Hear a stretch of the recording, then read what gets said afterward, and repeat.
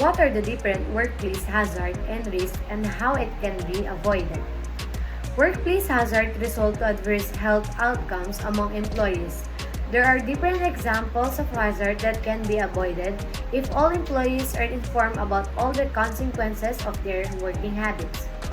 Risk is a situation that a person will experience adverse effect when exposed to hazard.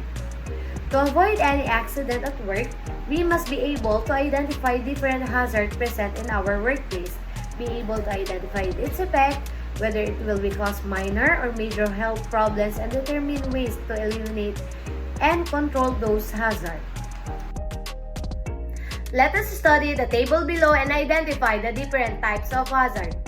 First is biological hazard. These are hazards coming from any living organism like fungi, bacteria, molds, insects, animals, and human beings. Chemical hazard. These are hazards coming from harmful chemical solution if inhaled or ingested. Electrical hazard. These are dangerous hazards. It could happen when an individual contacts any source or any conductor of electrical energy.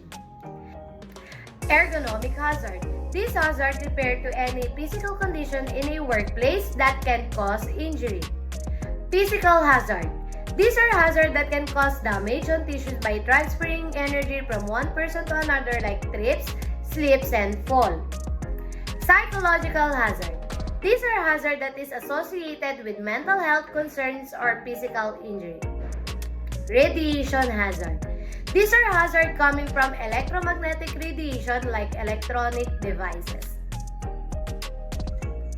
Let us study the table below and identify the different risks when exposed to different hazards. Hazard and its risk. Biological hazard. Food poisoning, tetanus, respiratory infection, and parasite infection. Chemical hazard. Irritation, sensitization, and carcinogenicity. Electrical hazard. Burns and electric shock. Ergonomic hazard. Fatigue, accident, musculoskeletal disorder. Physical hazard. Slip, trips, and fall. Psychological hazard. Depression, anxiety, post-traumatic stress disorder, sleep disorder.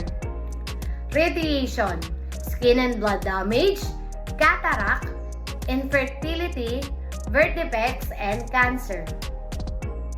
Alright, it's time to put what we've learned into action.